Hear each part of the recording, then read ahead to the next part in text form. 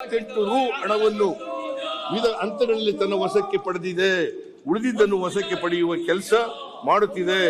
ಈ ವಿವರವನ್ನು ಅನುಬಂಧ 2ರಲ್ಲಿಟ್ಟು ಮಂಡಿಸುತ್ತಿದ್ದೇನೆ. ನಿಮ್ಮ ಅವಧಿಯಲ್ಲಿ ನಡೆದಿರುವ ಹಗರಣಗಳಲ್ಲಿ ಎಷ್ಟು ಮೊತ್ತವನ್ನು ರಿಕವರಿ ಮಾಡಿದ್ದೀರಿ ಹೇಳಿ. ಎಷ್ಟು ಮೊತ್ತವನ್ನು ರಿಕವರಿ ಮಾಡಿದ್ದೀರಿ ಹೇಳಿ. ನಾವು ತಪ್ಪು ಮಾಡಿದವರನ್ನು ಜೈಲಿಗೂ ಕಳಿಸಿದ್ದೇವೆ, ಹಣವನ್ನೂ ವಾಪಸ್ ತರುತ್ತಿದ್ದೇವೆ. ಆದರೆ ನೀವು ಕಳ್ಳರಾಗುವಂತೆ ಮಾಡಿದಿರಿ. ಲೂಟಿ ಮಾಡಿದ ಹಣವನ್ನು ವಾಪಸ್ ತರಲಿಲ್ಲ. 187 ಕೋಟಿ ಅಂತಿಮವಾಗಿ ಈಗಾಗಲೇ ಈ ಹಗರಣದ ತನಿಖೆಯನ್ನು ರಾಜ್ಯ ಸರ್ಕಾರವು ಸಿಐಡಿ ಎಸ್ಐಟಿಗೆ ನೀಡಿ ಆದೇಶಿಸಿರುತ್ತದೆ. ಸಿಬಿಐ ಹಾಗೂ ಇಡಿ ಸಂಸ್ಥೆಗಳು ಕೂಡ ತನಿಖೆ ನಡೆಸುತ್ತಿವೆ. ಈ ಹಗರಣದಲ್ಲಿ ಯಾರು ಭಾಗಿಯಾಗಿದ್ದಾರೆ ಹಾಗೂ ನಿಗಮದ ಖಾತೆಯಿಂದ ಯಾರ ಖಾತೆಗಳಿಗೆ ಹಣ ವರ್ಗಾವಣೆ ಆಗಿರುತ್ತದೆ ಹಾಗೂ ಇದರ ಮೂಲ ಫಲಾನುಭವಿಗಳು ಯಾರು ಎಂಬುದು ತನಿಖೆಯ ಪೂರ್ಣ ತಿಳಿಯುತ್ತದೆ. ತನಿಖೆ ನಡೆಯುತ್ತಿರುವಾಗ ನಾನು ಯಾವುದೇ ವ್ಯಕ್ತಿಯ ಬಗ್ಗೆ ಸ್ಪಷ್ಟವಾಗಿ ಇವರೇ ಕಾರಣಕರ್ತರು ಎಂದು ಹೇಳಿದರೆ ತಪ್ಪಾಗುತ್ತದೆ ಹಾಗೂ ತನಿಖಾ ಸಂಸ್ಥೆಯ ತನಿಖೆಯನ್ನು ದಾರಿ ತಪ್ಪಿಸಿದಂತಾಗುತ್ತದೆ. ಆದುದರಿಂದ ತನಿಖೆ ಮುಗಿಯುವವರೆಗೂ ಕಾಯಬೇಕಾಗುತ್ತದೆ. ತದನಂತರ ತನಿಖೆಯ ಫಲಿತಾಂಶದ ಆಧಾರದ ಮೇಲೆ ತಪ್ಪಿತಸ್ಥರ ವಿರುದ್ಧ ಕ್ರಮ ತೆಗೆದುಕೊಳ್ಳುವ ಹಣ ವಾಪಸ್ ಪಡೆಯುವ ಕೆಲಸ ಮಾಡಬೇಕಾಗುತ್ತದೆ. ರಾಜ್ಯ ಸರ್ಕಾರವು ವಾಲ್ಮೀಕಿ ನಿಗಮದ ವ್ಯವಸ್ಥಾಪಕ ನಿರ್ದೇಶಕರಾದ ಜೆ.ಜಿ. ಪದ್ಮನಾಭ ಹಾಗೂ ಲೆಕ್ಕಾಧೀಶಕ ಪರಶುರಾಮ್ ದುರ್ಗಣ್ಣನವರ್ ಇವರನ್ನು ಅಮಾನತು ಮಾಡಿದೆ. ಎಸ್ಐಟಿ ಇವು ಬಂಧಿಸಿ ಜೈಲಿಗೆ ಅಟ್ಟಿದೆ. ಇಲಾಖೆಯ ಸಚಿವರಾಗಿದ್ದ ನಾಗೇಂದ್ರ ಅವರು ರಾಜೀನಾಮೆ ನೀಡಿದ್ದಾರೆ. ಆದರೆ ಇಡಿಯು ಬಂಧಿಸಿದೆ.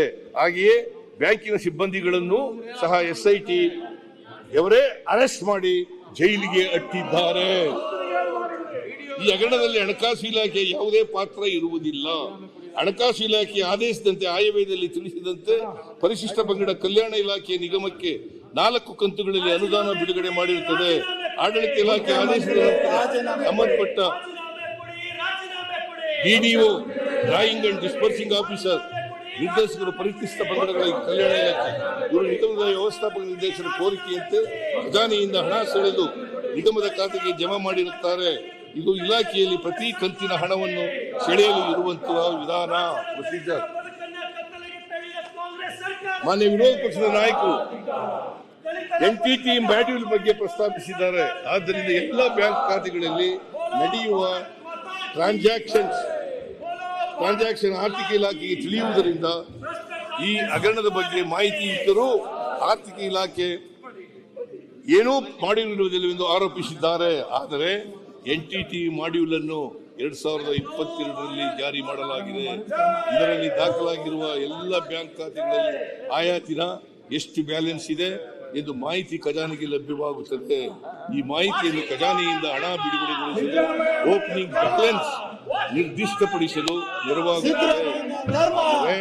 ಆಧಾರದ ಮೇಲೆ ಹೊಸದಾಗಿ ಹಣ ಬಿಡುಗಡೆಗೊಳಿಸಲು ನಿರ್ಧಾರ ಮಾಡಲಾಗುವುದು. ಯಾವುದೇ ಖಾತೆಯಲ್ಲಿರುವ ಪ್ರತಿದಿನದ ವಹಿವಾಟಿನ ಮಾಹಿತಿ ಬ್ಯಾಂಕ್ಗಳಿಂದ ಆರ್ಥಿಕ ಇಲಾಖೆಗೆ ಲಭ್ಯವಾಗುವುದಿಲ್ಲ.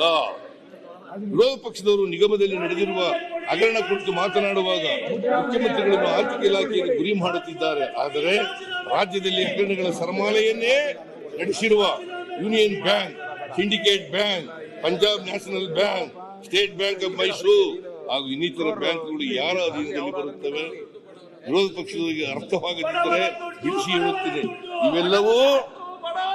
ಇವೆಲ್ಲವೂ ರಾಷ್ಟ್ರೀಕೃತ ಬ್ಯಾಂಕುಗಳು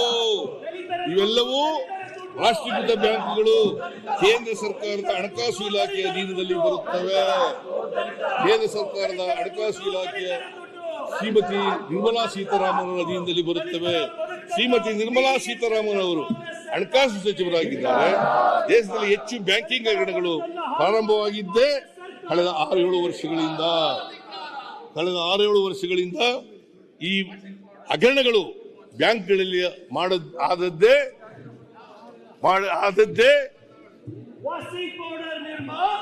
ಶ್ರೀಮತಿ ನಿರ್ಮಲಾ ಸೀತಾರಾಮನ್ ಅವರು ಹಣಕಾಸು ಮಂತ್ರಿ ಆದ್ಮೇಲೆ, ಮೋದಿ ಅವರು ಪ್ರಧಾನಮಂತ್ರಿ ಆದ್ಮೇಲೆ. ಉದಾಹರಣೆಗೆ ಗುರು ರಾಘವೇಂದ್ರ ಕೋಆಪರೇಟಿವ್ ಬ್ಯಾಂಕ್ನಲ್ಲಿ ಆಗಿರುವ ಬೃಹತ್ ಹಗರಣದ ಕುರಿತು ಯಾಕೆ ಕೇಂದ್ರ ಸರ್ಕಾರ ಯಾವುದೇ ಕ್ರಮ ವಹಿಸದೆ ಸುಮ್ಮನಿದೆ? ನ್ಯೂಸ್ ಫಸ್ಟ್, ನಿರ್ಭೀತಿಯಿಂದ ನಿಮ್ಮ ಪರವಾಗಿ.